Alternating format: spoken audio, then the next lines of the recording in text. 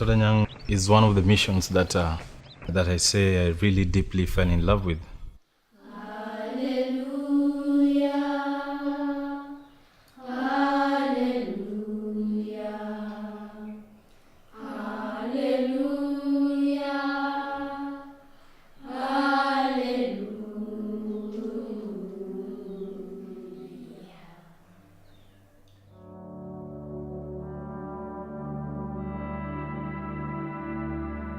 Todonyang is a name that echoes in this country as an area of very terrible conflict. Young kids are being taken to be trained as soldiers. These young kids, they don't know how to write their names, does not know who is the president of Kenya, and they know that we have AK-47 and other type of guns in the world. Todonyang mission kind of demarcates the border between the Turkana and the Dassanech people. So many times we had to go and meet the tribe leaders of the Dassanech to try and convince them not to go and attack the Turkana. So then why do you fight? Why do you still fight? In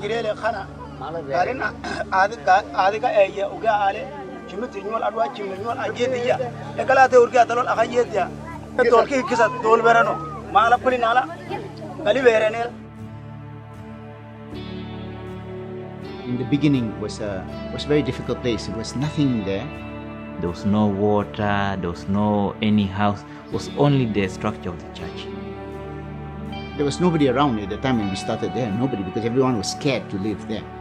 But we went there by faith, thinking that we would be able to bring the communities together. It was in the interest of both communities, as they said to us, that they wanted to live in peace. So we initiated some peace talks, some development between them.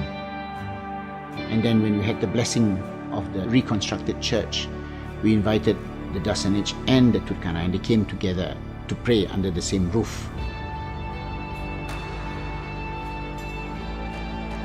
The Turkana and Dassanech started trading with each other. There was a thriving fishing community there. And we saw lives being transformed with the money. The fishermen started saving for the studies of their children. It happened that one day the Dassanech, who was by the shores of the lake enjoying the local brew, something got into him and he took his gun and just shot at Turkana.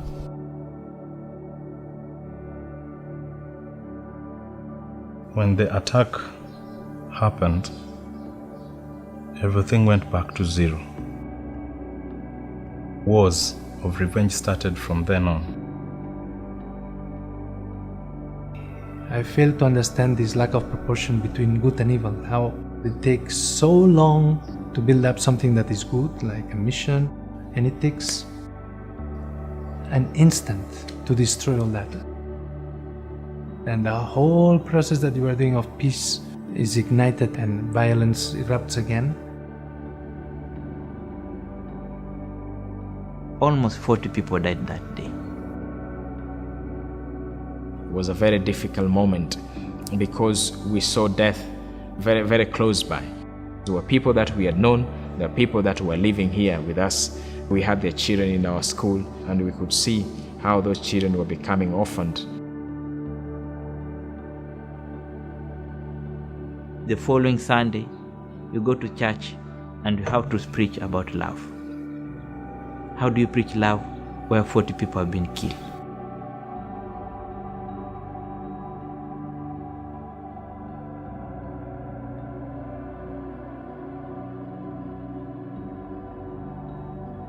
There's a lot of danger in Todonyang mission, especially if you try to work only with one community.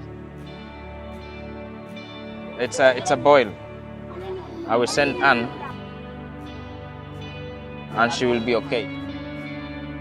Okay? This mission is not a neutral mission.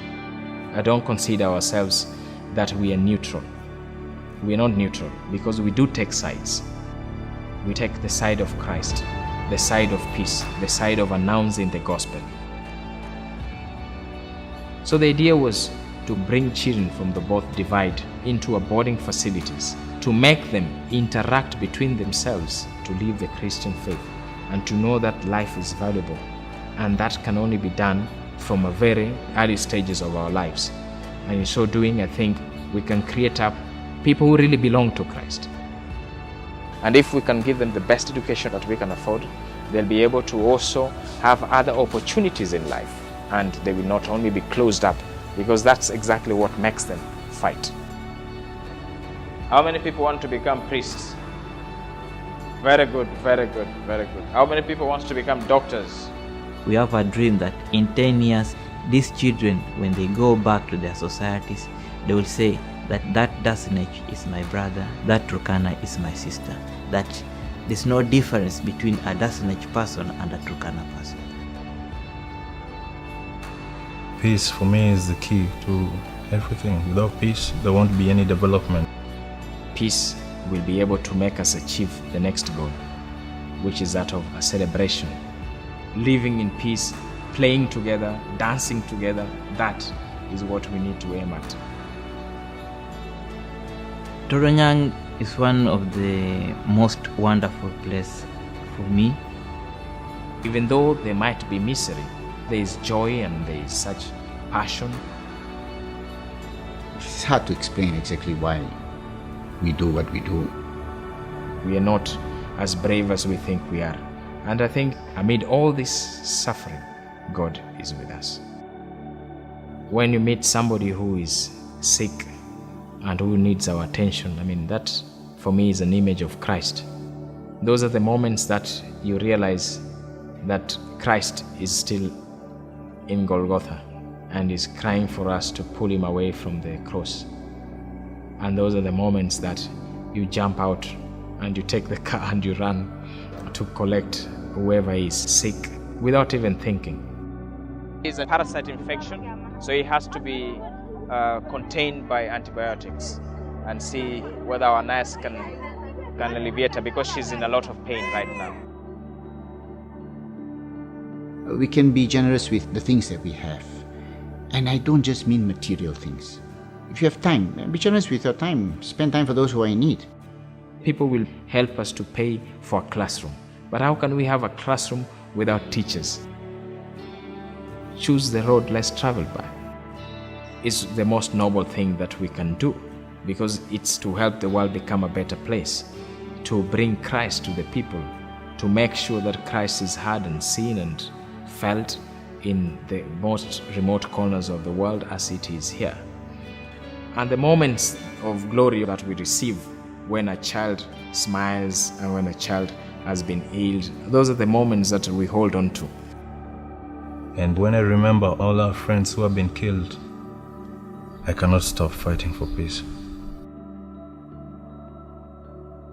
Blessed are the peacemakers, for they shall be called the children of God. Hallelujah.